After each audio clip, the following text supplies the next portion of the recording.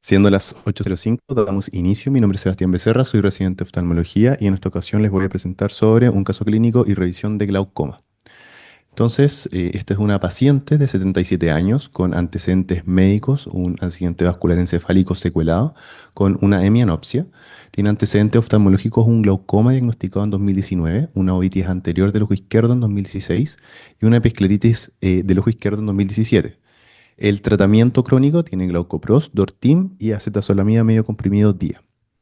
Entonces, esta paciente fue derivada por una sospecha de glaucoma primario de ángulo cerrado en contexto de la clínica y de los exámenes. Tiene una agudeza visual del ojo derecho con sus lentes de 20/70, ojo izquierdo 20/150, una biomicroscopía de ambos ojos con una córnea clara, una cámara estrecha y una catarata nuclear 2,3, un fondo de ojo del ojo derecho con una excavación de 0,9 y ojo izquierdo excavación 0,95 y una gonioscopía de ambos ojos con un ángulo iridocorneal sinequiado en dos cuadrantes. Tenía una paquimetría del ojo derecho en 566 micras y 600 micras para el ojo izquierdo, y una curva tensional con tratamiento en 18-20-20 del ojo derecho y en 22-21-22 del ojo izquierdo. Entonces, en este contexto se confirma el diagnóstico y se indicó la FAGO en ambos ojos y además se le solicitaron exámenes preoperatorios, dentro de los que destaca este Argos, cuyos valores están en la tabla de la izquierda. Y como pueden observar, esta paciente tiene un largo axial que era normal. Y otra cosa que destacaba también era su profundidad de cámara anterior, su anterior chamber deep, que era de aproximadamente 2,82 milímetros del ojo derecho y del ojo izquierdo 2,69 milímetros, o sea, un poco pequeña. Y el grosor corneal central era normal. Ahora, respecto del ojo derecho, se realizó una FACO que no tuvo inconvenientes. Y respecto al ojo izquierdo, se realizó la siguiente cirugía.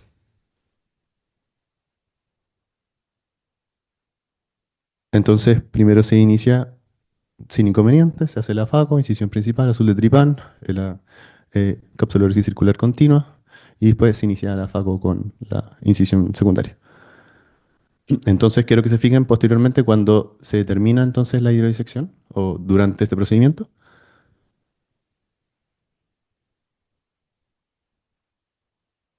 cómo es que empiezan a notar que el ojo empieza a tener una consistencia un poco más dura y además comienza a haber un prolapso iridiano a través de la incisión principal. Y aquí no se nota, pero comienza a disminuir el diámetro o el anterior chamber deep, por lo que se realiza una vitrectomía anterior para intentar entonces liberar este contenido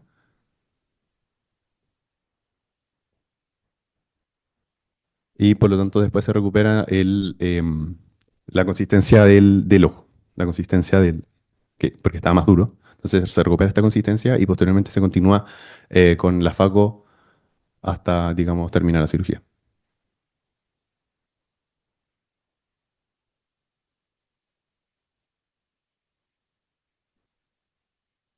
Con la esclerotomía permeable.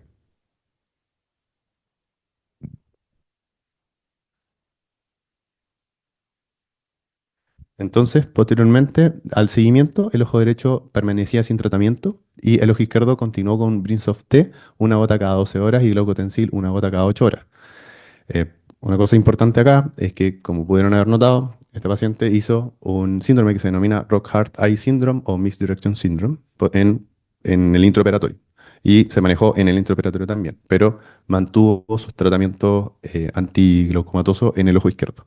Entonces, están las curvas de tensión aplanática y como se observa, existe un aumento de la presión intraocular del ojo izquierdo que no tenía tanta fluctuación, pero sí estaba al alza, o al menos como en un límite superior, y en el ojo derecho mantenía valores normales de presiones. Entonces, en este contexto, yo les voy a hablar sobre Misdirection Syndrome o Broke Heart Eye Syndrome, dependiendo de cómo lo busquen, o vamos a ver que hay muchos sinónimos para este síndrome. Entonces, este síndrome fue descrito por primera vez por von Graefe en el 1869 en unos anales o archivos de oftalmología en alemán. Y Inicialmente se había escrito como una disminución o aplanamiento uniforme de las cámaras anteriores y central y periférica en un ojo, con una pío normal o elevada, a pesar de una o más iridotomías permeables. Esto es importante porque de esta forma uno podía hacer la diferenciación entre un glaucoma agudo o anglocerrado, a diferencia de, por ejemplo, este síndrome en particular. Se han utilizado muchos sinónimos para describir este síndrome, dependiendo de la fisiopatología, de la forma de inicio o incluso de cómo es que se presenta en la clínica. El sinónimo más frecuente que uno puede observar en la literatura es glaucoma maligno. Sin embargo, existen otros, como por ejemplo, y que tienen esa relación con la fisiopatología, como glaucoma de bloqueo ciliar, glaucoma ciliolenticular, glaucoma de bloqueo ciliovítrio, entre otros. Que, por ejemplo, es el Rock Hard Eye Syndrome, como lo pueden encontrar en los contextos de un maligno, o sea, de un glaucoma maligno intraoperatorio. Entonces, respecto a la incidencia, se presenta mayoritariamente posterior a cirugía de glaucoma, clásicamente después de una trabeculectomía, aunque también se puede presentar en otro tipo de en otro tipo de cirugía. Y particularmente, una cosa importante es que es en ojos con un cierre angular previo. Se describe alrededor de un 2 a 4% de incidencia. Ahora, ¿en qué ojos podría o en qué ojos se ha visto en la literatura que se presenta esta complicación finalmente? Lo primero es que está asociado, por ejemplo, a la FACO, como se presentó en este caso, también asociada a YAG, como a capsulotomía posterior con YAG, también secundaria a iridotomía láser, también a ciclofotocoagulación YAG, e incluso en pacientes que no tenían una historia previa de cirugía o terapia miótica. Entonces, hay ciertos factores predisponentes que se han estudiado en la literatura respecto a qué podría causar o factores de riesgo. En este estudio, que fue publicado por Yahim y colaboradores en 2017, en que fue un estudio retrospectivo de 1869 pacientes postcirugía de glaucoma en los cuales se hizo o no se hizo FACO, y se vio que de todos estos pacientes, solamente 22 ojos hicieron glaucoma maligno, que era alrededor de 1,3% del total, cuya media de inicio después en el posoperatorio era de 61,4 más o menos 190,5 días, y se vio dentro de los resultados que cuando era una cirugía no penetrante, no había complicaciones con un P significativo. Y era más frecuente cuando había ángulo iridocorneal estrecho, también con un P significativo. Ahora, respecto a otros pacientes, por ejemplo, mujeres, se ha visto que tienen una menor dimensión de cámara anterior, como demuestra este estudio de Rasegineyad en, en 2004. Y este estudio se hizo un análisis retrospectivo de 103 pacientes con glaucoma maligno y se vio que respecto a la prevalencia de hombres versus mujeres había una diferencia de 70 versus 30% respectivamente. Y respecto al valor en particular, se vio que las mujeres tenían unas dimensiones de cámara anterior un 4% menor en mujeres versus hombres. Este es otro estudio que analizó particularmente este glaucoma maligno pero intraoperatorio, como les decía, Rock Hard Eye Syndrome, y cuál era tanto los factores predisponentes como el diagnóstico y el manejo. En este caso, fueron 6 de 413 cirugías desarrollaron este síndrome, y una cosa importante es que todas eran mujeres, como les había mencionado previamente, un factor de riesgo, y la media de edad era de 81 años. Esto, lo que ellos vieron es que habían dos cosas importantes que pudieron ver en todo este grupo de pacientes, y eran dos cosas. Lo primero eran los altos niveles de irrigación en cámara anterior, y que eran esos 6 pacientes, tenían como en general eso. Y en segundo lugar, que eran ojos hipermétropes. Vamos a ver más adelante por qué un ojo hipermétrope podría desarrollar este síndrome. Y me imagino que uno entiende también por qué podrían altos niveles de irrigación de cámara anterior producir este síndrome, después con la fisiopatología. Otro factor de riesgo es, en otro estudio se preguntaron si es que la anatomía, tanto del cuerpo ciliar como del iris, iba o podía desarrollar un glaucoma maligno.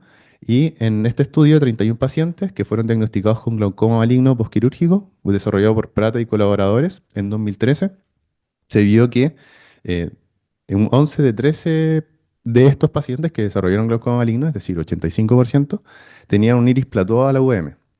Y una cosa importante también, que eh, digamos no era parte de los estudios o del outcome primario de este estudio, pero sí era importante respecto de lo que les venía diciendo, es que un 65% de estos pacientes eran mujeres.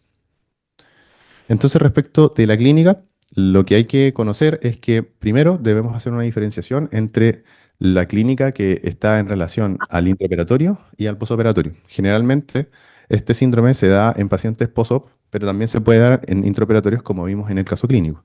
Entonces, desde el punto de vista de la clínica en el posoperatorio, lo primero es que podemos tener unos síntomas que son muy similares a un glaucoma primario de ángulo cerrado, como por ejemplo ojo rojo doloroso con disminución de la visión, que se puede presentar con náuseas, vómitos y cefalea.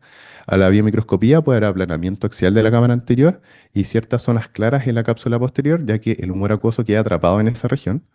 Además, desde el punto de vista del tiempo, puede ocurrir de horas a meses o años después del procedimiento. Y la PIO puede estar alta, o sea, lo más frecuente es que esté alta, pero también puede estar normal. Una cosa también que se relaciona también con la fisiopatología de este síndrome es que puede mejorar la visión de cerca, ya que existe un desplazamiento anterior del diafragma iridolenticular y eso aumenta la refracción de los rayos cuando nosotros enfocamos de cerca. Y una cosa importante también es que en el examen físico siempre tenemos que verificar la existencia o ausencia de iridotomía o iridectomía, ya que eso nos puede hacer el descarte de diagnósticos diferenciales como el glaucoma primario de ángulo cerrado.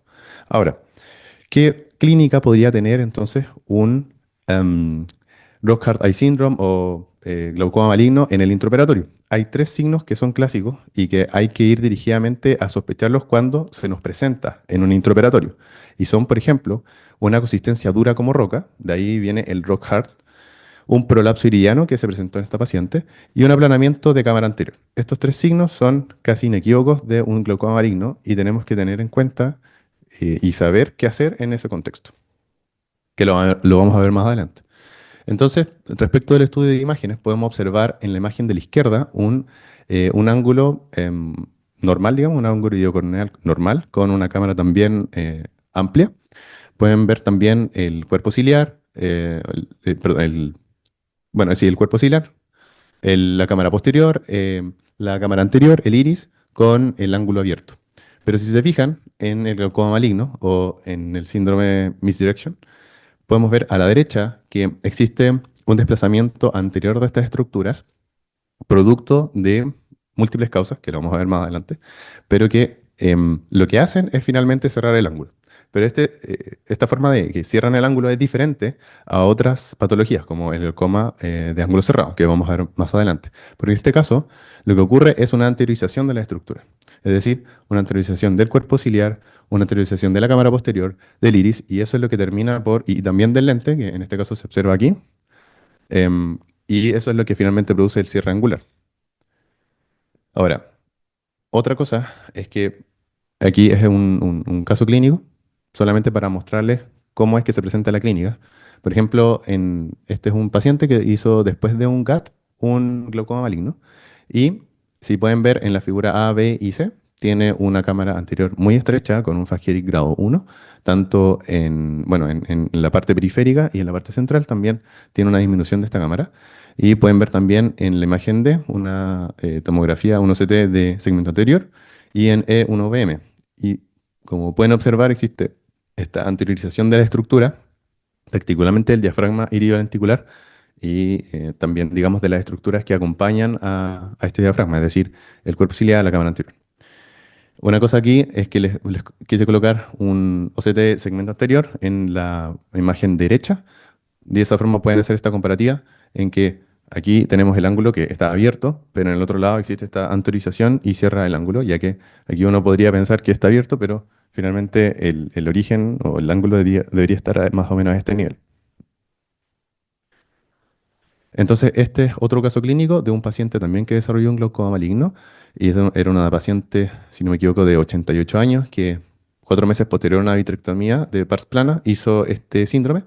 Y como van a observar en A, nuevamente tiene una cámara aún más estrecha como que el paciente previo, con un Fasciaric grado 1 y un desplazamiento casi total del diafragma iridoventricular hacia anterior con un contacto del iris con el endotelio corneal.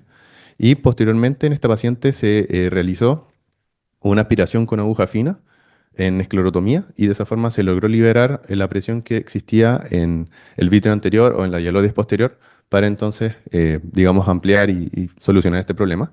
Y en C se muestra entonces una recuperación de la cámara y también, digamos, en D en este caso es una UM, si no me equivoco. Ahora, respecto a la fisiopatología, esta es multifactorial y eso es importante entenderlo, eh, ya que van a intervenir múltiples mecanismos. Hay muchas hipótesis que se han planteado en este síndrome y a lo largo de los años hay muchos autores que han ido publicando esta hipótesis. Entonces, la primera hipótesis fue de Schaffer y se publicó en el 54 y esta persona hablaba de que cuando se realizaba un DBP, después de este DBP se acumulaba el humor acuoso por detrás y esa acumulación de humor acuoso lo que hacía era finalmente anteriorizar la estructura. Entonces, esta hipótesis se apoyó en unos estudios ecográficos que hicieron dos personas, que es Bushman y Linert, en el 76, y que vieron una presencia de bolsillos de humor acuoso dentro del vitrio en estos estudios.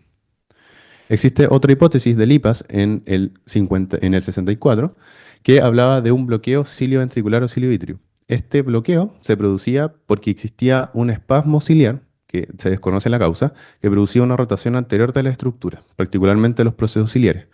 Entonces, esas estructuras eran contra el ecuador de los pacientes fáquicos o la cara hialoides de los pacientes pseudofáquicos. Eso lo que generaba era un movimiento obstruido del humor acuoso desde la cámara posterior hacia la anterior, lo que terminaba por producir esta diferencia de presión, el alza de presión y la anteriorización de estructuras.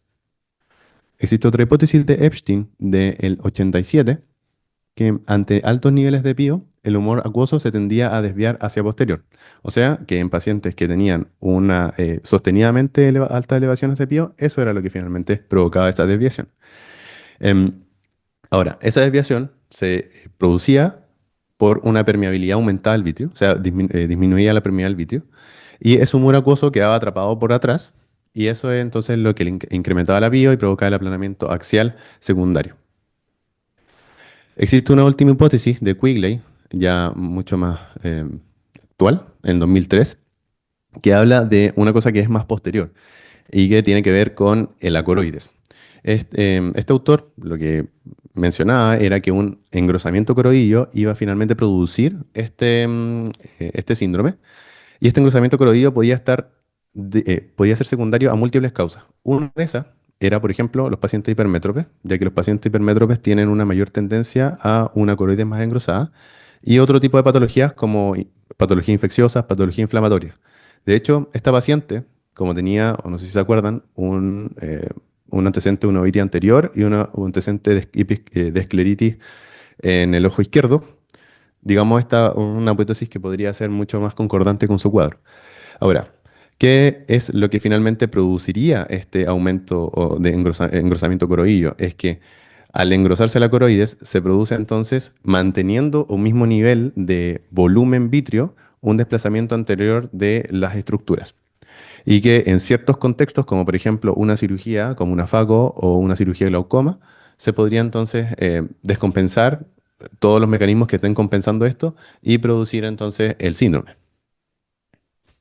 Entonces, desde el punto de vista del diagnóstico diferencial, vamos a hablar de cuatro principales diagnósticos que son muy importantes a descartar en este síndrome. Entonces, el primero es el glaucoma de bloqueo pupilar. El glaucoma de bloqueo pupilar siempre tiene que descartarse en estos pacientes con una pío elevada y aplanamiento de cámara anterior. Y aquí lo importante es ir a buscar las iridotomías. Y no solamente eso, sino que también hay que buscar que sean permeables. Entonces, como se observa, y yo le había mostrado también esta imagen de VM en la imagen izquierda, que teníamos esta anteriorización de estructuras, si se fijan, hay una diferencia respecto de la anatomía entre las estructuras del ángulo versus sobre el bloqueo pupilar versus el glaucoma maligno. Porque en el bloqueo angular, o en el bloqueo pupilar, perdón, se produce un iris bombé y eso es lo que finalmente produce el bloqueo, a diferencia de el glaucoma maligno. Entonces, esto es importante porque nosotros, por ejemplo, podemos descartar posoperatorio un glaucoma maligno versus un glaucoma de ángulo cerrado utilizando un OVM, ya que nos podría mostrar esta forma, ¿ya? Porque desde el punto de vista clínico son casi indistinguibles, en el posoperatorio al menos. Ahora, respecto a los desprendimientos coroidos, que también es otro diagnóstico diferencial, son muy comunes después de cirugía filtrante glaucoma y estos producen también un aplanamiento de la cámara anterior. Si se fijan, este es de un paciente que también fue que hizo posterior a una cirugía de glaucoma un desprendimiento coroideo. Y si se fijan, produce aplanamiento casi total de la cámara anterior, tanto en la parte central como en la parte periférica, con un Faskeri grado 1. Y también se muestra una eco B en E, F, G y H, donde se muestran múltiples desprendimientos coroides. Entonces, eh, ¿qué podría hacernos la diferencia? Básicamente es que estos ojos suelen estar hipotónicos. Y otra cosa importante es que el desprendimiento coroideo también se puede presentar en el intraoperatorio. Y como se puede presentar en el intraoperatorio, también eso, como es en el intraoperatorio, es mucho más difícil de manejar. Pero existe una diferenciación clínica que nosotros podemos observar en el intraoperatorio, y es que cuando estemos viendo el rojo pupilar de ese paciente, podemos observar un reflejo más o menos rojizo, negruzco, en el borde pupilar, y de esa forma podemos descartar que sea un desprendimiento coroideo versus un glaucoma maligno. Porque si vemos este reflejo negruzco, nos apoya más el diagnóstico de desprendimiento coroideo versus un glaucoma maligno, en el cual el reflejo pupilar está conservado. Y por último tenemos la hemorragia supracoroidea, que ocurre horas o días después de una cirugía intraocular y suele estar precedida por hipotensión ocular. Se presentan elevaciones coroideas con una cámara anterior aplanada y pío elevada. Y en este caso es mucho más difícil porque no tenemos no tenemos una forma de poder diferenciarlo, pero sí lo importante es intentar diferenciarlo con la ECO-B. ¿Ya? Eso ya sería en el post-op. Por último, entonces, el tratamiento. Tenemos un tratamiento que es diferenciado y siempre desescalonado desde el manejo médico al manejo quirúrgico. Entonces, desde el punto de vista del manejo médico, tenemos midriáticos ciclopedéjicos, corticoides para el control de la inflamación, agentes homóticamente activos, inhibidores de anhidrosa carbónica, básicamente eso. Y después de eso, ya sería como un más procedimental, como hialoidomía anterior o capsulotomía posterior. Y desde el punto de vista del manejo quirúrgico, faco para ojos fáquicos, o bien vitrectomía pars plana, sonolectomía, irectomía y capsulectomía. Entonces, una cosa importante es preguntarnos si tenemos que hacer una iridotomía a estos pacientes. En estricto rigor, nosotros podemos hacerlo, pero no va a ser el tratamiento porque no responde a la fisiopatología de este síndrome. Entonces, es más que nada para descartar. Entonces, como aquí dice, lo vamos a hacer para excluir el bloqueo pupilar o la sospecha o baja nula permeabilidad de una iridotomía previa. Entonces, los midriáticos y cicloplégicos fueron estudiados por Chandler en 1962 y se realizó una serie de 5 pacientes tratados con midriáticos y cicloplégicos que respondieron bien al uso de esta terapia médica. Y una cosa importante de este estudio es que el uso de mióticos causaba contracción del músculo ciliar, relajaba la zónula y, una cosa que es lo más importante, movía hacia adelante el cristalino. Por lo tanto, si nosotros tenemos un paciente con sospecha de este síndrome, está completamente contraindicado el uso de mióticos. Y una cosa, claro, que nosotros podríamos pensar es que como ayuda en el glaucoma de ángulo cerrado, el uso de mióticos, en este caso también, pero eso no es así, sino que están completamente contraindicados.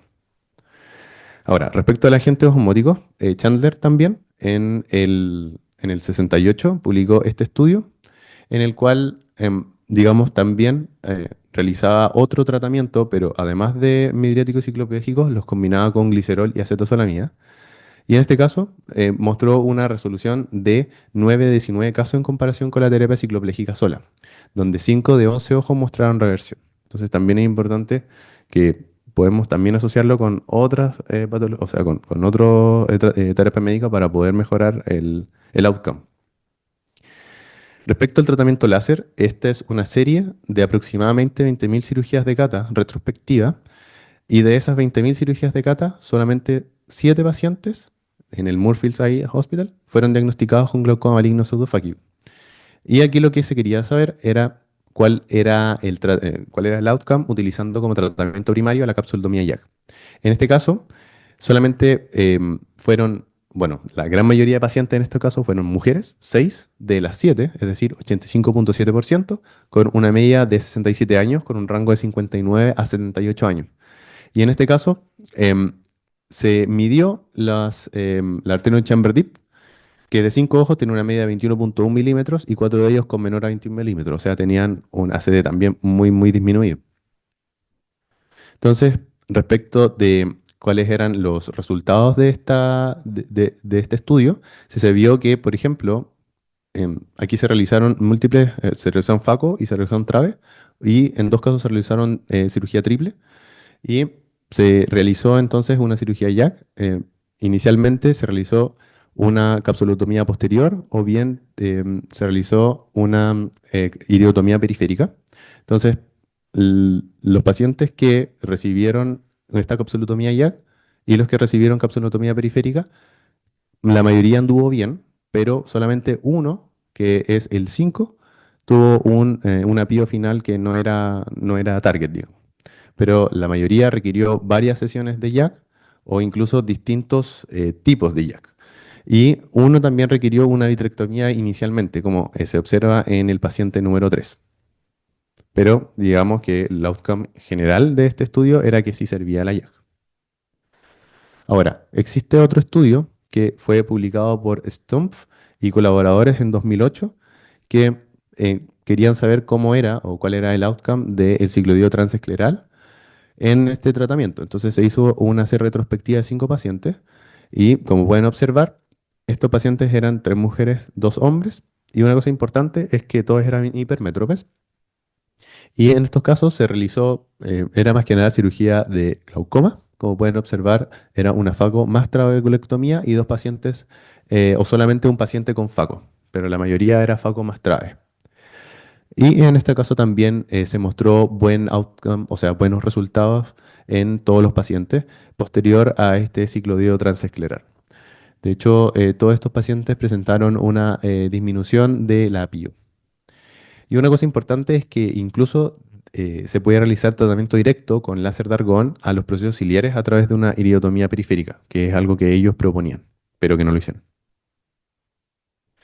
Ahora, en este otro estudio, que era otro target del YAC, pero en este caso no era a lo que habíamos hablado, sino que es hacia el vitro anterior. O sea, se hizo una vitriolisis.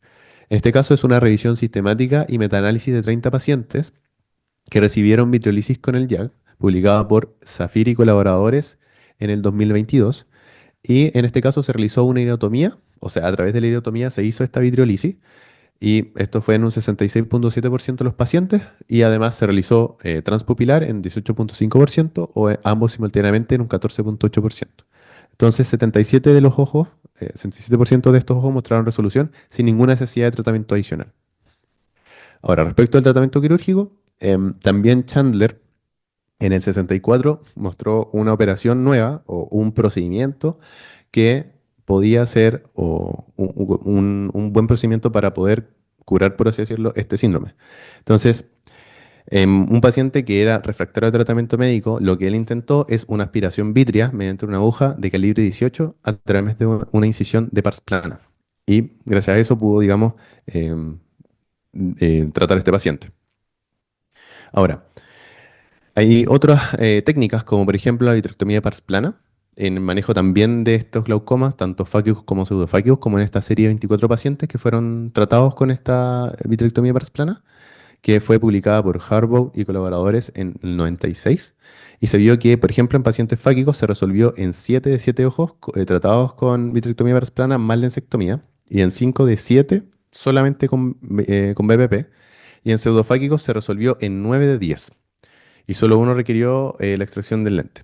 Entonces, uno se podría preguntar por qué es más efectiva en pseudofáquico. Y es que básicamente es porque existe un riesgo del daño cristalino cuando se realiza entonces esta vitrectomía anterior, a diferencia de los pacientes, digamos, pseudofáquicos, que no tenemos este riesgo.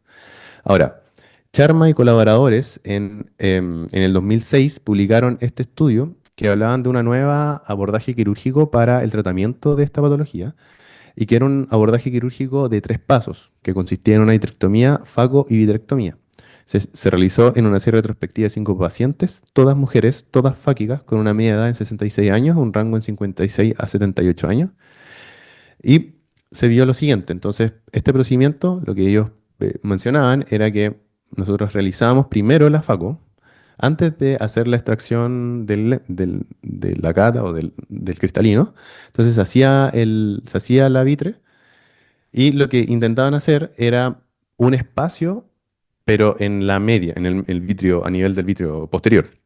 Entonces se hacía este espacio a nivel del vitrio posterior, lo que al parecer disminuía el riesgo intraoperatorio del Rocard Eye Syndrome, ya que se producía un espacio a nivel del vítreo posterior y posteriormente a eso, digamos, se hace la faco normal, o sea, se hace la faco normal, se deja entonces este espacio que se crea en el vitrio y después se termina con nuevamente la vitrectomía después de la faco y digamos en ese contexto lo que ellos proponían era una hialoidosonolectomía, es decir, con el vitrector era un espacio o era un canal que comunicaba el vitrio con cámara anterior, em, destruyendo proceso ciliar, destruyendo iris y de esa forma creando este canal y de esa forma también terminando con el ciclo fisiopatológico de este síndrome.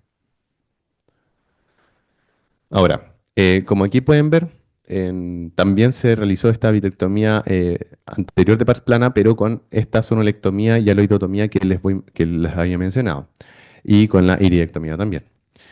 En este caso, también ha mostrado ser efectivo en estos pacientes que eran pseudofáquicos, porque, como les había mencionado previamente, era más que nada en pacientes fáquicos, pero en este caso también ha sido efectivo en los pseudofáquicos. Y, por ejemplo, esta serie retrospectiva de 5 pacientes, que también eran todas mujeres, todas pseudofáquicas, un rango de edad de 54 años, con un rango entre 23 y 89, que fue publicada por Vitrian y colaboradores el 2010. Y en este caso ninguna respondió a tratamiento médico, por lo que se planteó la cirugía. En este caso todas las pacientes mejoraron la desviación acuosa y la PIO en un lapso de seguimiento aproximado de 7,6 meses. Ahora, ¿qué pasa si todo falla? Existe un reporte de Azuara Blanco y colaboradores publicado en el 98 sobre un chut a través de pars plana. Y este shunt a través de pars plana se realizó en 2 pacientes y en el cual se realizó también una vitrectomía, pero se colocó una implantación de derivativa tubular. En este caso se usó un barbell a través de la pars plana. Y se vio que en ambos casos se logró el control de la PIO y se formó la cámara anterior a los 6 y 4 meses de seguimiento respectivamente. Obviamente estos pacientes, después de la BPP, no mejoraron y después se planteó entonces esta derivativa. Ahora, respecto de recaídas, se ha visto, por ejemplo, en este mismo estudio de Azura Blanco también y colaboradores, en el 98, una serie retrospectiva de 24 pacientes que fueron sometidos a tratamiento médico, 9 ojos, y tratamiento quirúrgico, 21 ojos, se vio que las recaídas en orden, las primeras eran, obviamente, después de terapia médica, o sea, casi el 100% de pacientes, bueno, el 100% de pacientes tenían recaída, 75% capsulotomía y yaloidotomía, un 5% con vitrectomía convencional y un 66% con vitrectomía anterior más iridectomía sonolectomía. Entonces, aquí lo más importante es que ningún paciente que fue a vitrectomía convencional más iridectomía sonolectomía tuvo recaída. O sea, no es necesario, por ejemplo, tener un retinólogo para que me haga una vitrectomía pars plana, sino que yo también podría hacerlo. Si yo sé realizar una iridectomía sonolectomía, podría entonces realizarla.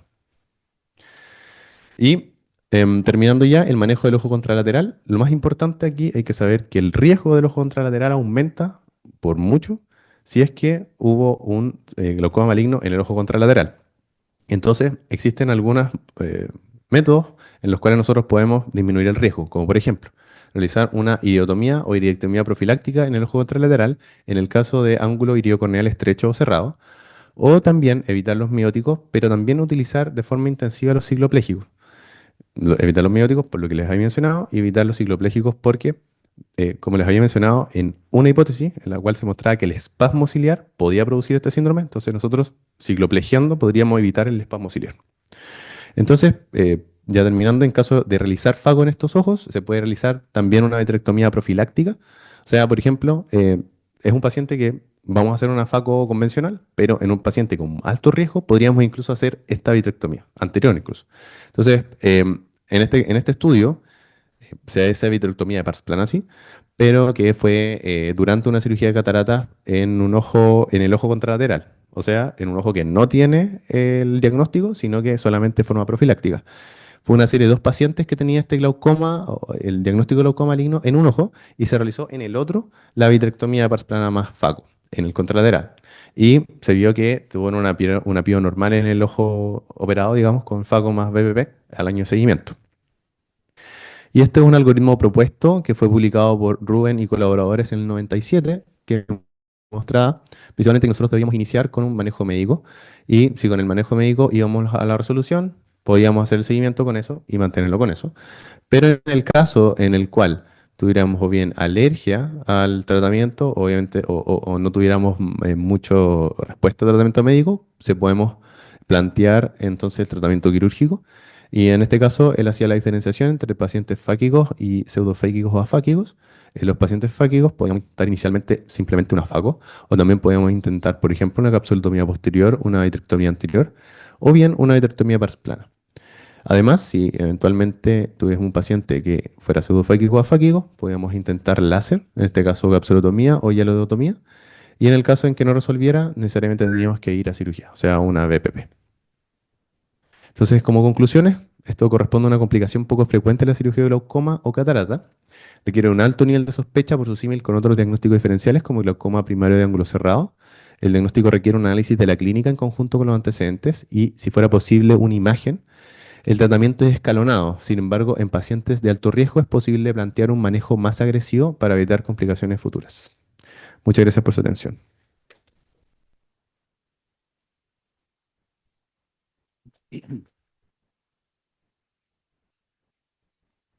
Muchas gracias, Eva, por tu presentación. Obviamente el glaucoma hace rato que dejó de ser lo mío, pero me llamó la atención y Contesta aquí nos va a hacer los comentarios que hablabas de cámaras tan estrechas con 2,8 milímetros. O sea, en mi época recién me hacía ruido un 2 para abajo, o sea, un 1,8 recién a mí me hacía convulsionar. Antes que eso, una cámara de 2,4 para mí todavía aguantaba tranquilamente. Y si tenía esas cámaras, ¿qué les parecían tan estrechas? ¿Por qué antes no le habían hecho, por ejemplo, una iridotomía? No estoy no pensando en el mecanismo de esto, sino que si realmente te hacía ruido antes esa cámara, ¿por qué antes no se planteó una iridotomía? Ahí la Cote nos puede ayudar. No sé si la doctora quiere... Hola, pucha, no revisamos el caso, eh, Sebastián, así que ahí hay hartas cositas. En realidad la señora tenía iridotomías bilaterales, las tenía de antes, respecto a la duela Andrea. Y lo otro, que en este caso, yo siempre a los pacientes con cámara estrecha, o sea, con ángulo estrecho, les paso manitol preoperatorio, un poquito antes de entrar a la faco. En los dos ojos se hizo lo mismo, pero claro, el ojo izquierdo reaccionó distinto. Y lo importante de este caso, más que el glaucoma maligno, porque es súper raro que se pase en el intraoperatorio, generalmente en el postoperatorio inmediato o tardío, que pase en el intraoperatorio, es como en ese minuto que uno está ahí, se te pone el ojo duro. Obviamente que lo primero que uno piensa es en una expulsiva, pero lo importante acá es como mantener la calma y buscar los otros signos. Pues, y esta señora tenía un buen rojo pupilar, ya en ni un momento perdió el rojo o se vio algo raro atrás, así que por eso en el fondo se hizo el diagnóstico de un glaucoma maligno y no una hemorragia expulsiva, que ahí meterse con un vitrector hubiese sido fatal, ¿ya? En realidad, yo esta es la primera vez que me pasa algo así. Los glaucomas malignos que he visto, los otros, que deben ser tres, todos han sido posoperados. Dos han sido posoperados después de cirugías de glaucoma y uno después de una faco. Respecto al tratamiento médico, ahí estos pacientes hay que tenerlos encima porque el 50% responde a tratamiento médico. Eso es lo que está descrito en la literatura. A mí en la práctica ninguno respondió a tratamiento médico. Claro, al principio sí, se le hizo su JAK y tratamiento hipotensor, anduvo bien, al 2 días de nuevo se volvió a reproducir, ya porque en el fondo no, uno no, como dijo ahí el Sebastián, uno ahí no altera el mecanismo, ya. A no ser que a veces con el JAK uno ve claro que se rompe como la bolsa del vitrio, pero que no es fácil porque en general es un ojo que está inflamado, la córnea igual está más gruesa, el láser no penetra tanto. eh, entonces, claro, son cosas raras, pero hay que estar atento porque pueden pasar, ¿ya? No sé si alguien más tiene alguna duda o algo.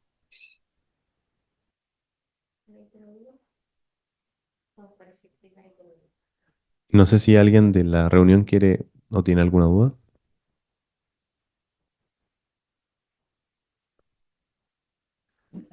Bueno, entonces...